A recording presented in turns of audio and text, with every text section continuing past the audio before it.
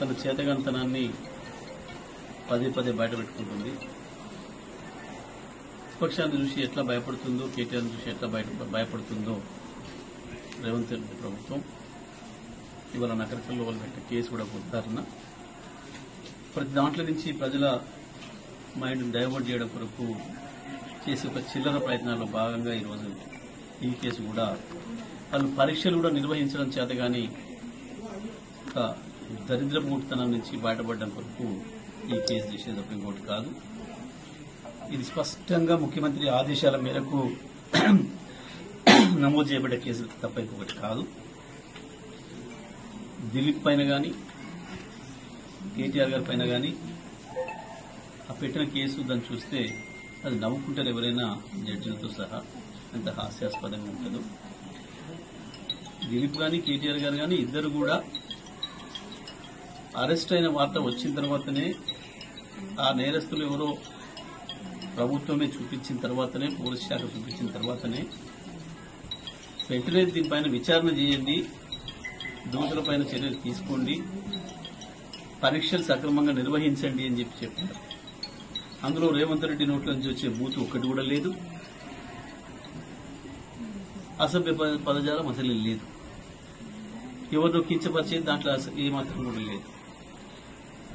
ప్రభుత్వాన్ని డిమాండ్ చేసింది, పరీక్షలు నిర్వహణ నేర్చుకోండి, పిల్లల భవిష్యత్తుతోనే ఆడుకోకండి, ఇది మీ మద్దతుతోనే, మీ ప్రభుత్వంలో ఉండే పెద్దల అందరితోనే జరుగుతున్నటువంటివి అనే విషయాన్ని స్పష్టంగా ప్రభుత్వం దృష్టికి తీసుకురాదలుచుకున్నారు. కానీ వాళ్ళ ఆగమేఘాల మీద దాదాపు పిటిషన్ రాకముందే ఎఫ్ఐఆర్ రెడీ చేసి పెట్టుకున్నట్టున్నారు. వాస్తవానికి బిఎన్ఎస్ ప్రకారం 15 రోజుల్లో ఎప్పుడైనా చేసి పిటిషన్ ఇచ్చిన తర్వాత ఎఫ్ఐఆర్, కానీ సెకండ్ల మీద పిటిషన్ ఇవ్వడం, ఎఫ్ఐఆర్. పైగా ఇక్కడున్న ఈ చోట నాయకుడు ఎవరో కేటీఆర్ గారికి తెలుసట, ఆల్రెడీ వారి సామాజిక వర్గం ఏందో కూడా తెలుసట. ఇది ఇంకా చాలా ఆశ్చర్యంగా ఉంది. అంటే ఇది ఏంది, ప్రభుత్వం తన అసమర్థతను, తన చేతగాంతనాన్ని బయట పెట్టకుండా ఉండడం కొరకు ఎవరినో భయపెట్టించి రాజ్యం చేస్తామని ఒక మూర్ఖ ప్రయత్నం. ఇదే సందర్భంలో